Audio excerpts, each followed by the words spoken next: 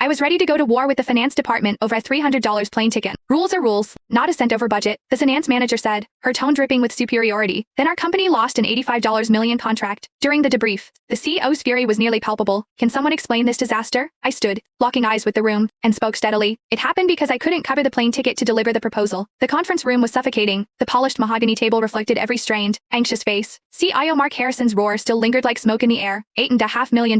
He slammed the file onto the table. The impact rattled everyone. 6 months of work, wasted right at the finish line. Who will explain this? Silence. The executives were frozen, staring at nothing as though turned to stone. I sat at the far end of the table, in a corner almost always ignored. My supervisor, sales director John Miller, glared at me with a mixture of panic and silent pleading. Stick to the plan, his eyes said. Earlier, in the break room, Ian had cornered me not asking, but commanding. Amber, you take the fall. Say you forgot to send the proposal. Worst case, a reprimand. Lose your bonus. The company won't fire you. Young people make mistakes. It's attitude that matters. I had stared at him, saying nothing. Now his gaze begged me again. My stomach knotted. This was my choice: continue being the scapegoat, or turn the tables. Is no one going to speak? Harrison's voice cut through the silence like ice. John, you lead this project. Explain. John jumped to his feet, sweat beading on his forehead. Sir, responsibility lies with me. I failed to oversee properly. Then, with careful precision, he pointed at me. Suddenly, all eyes turned to me, a storm of scrutiny, contempt, and cold amusement. I was the eye of it. Amber, explain what happened, John said, his fake sympathy dripping. I rose, straightened my back, and adjusted my glasses, hiding my emotions behind the lenses. Mr. Harrison, I said calmly, it happened because I couldn't afford the plane ticket. Silence followed, gasps, murmurs. John's face turned red, then purple. He hadn't expected the quiet, obedient Amber Lynn to speak up. Susan Hayes, a finance manager, went from shock to crimson fury. What nonsense. Amber Lynn, don't blame the finance department. Company policy is company policy. The ticket exceeded the budget. What did I do wrong? I asked coolly. I pulled my phone from my pocket and walked to the center of the table, displaying photos of expense reports, receipts, and unpaid reimbursements. I detailed every unpaid out-of-pocket expense over $600 fronted, ignored by her department. My gaze cut through her. Why would you expect me to cover another $300 when the company hasn't reimbursed me for months? The room froze. Harrison's eyes shifted from me to Susan and John. He looked at them as if they were already condemned. The meeting ended for everyone but me. John and Susan were held back as Harrison left. I was led to a smaller room by his assistant, addressed formally now as Miss Lynn. Alone, I stared at my reflection in the gray, dreary sky outside the window.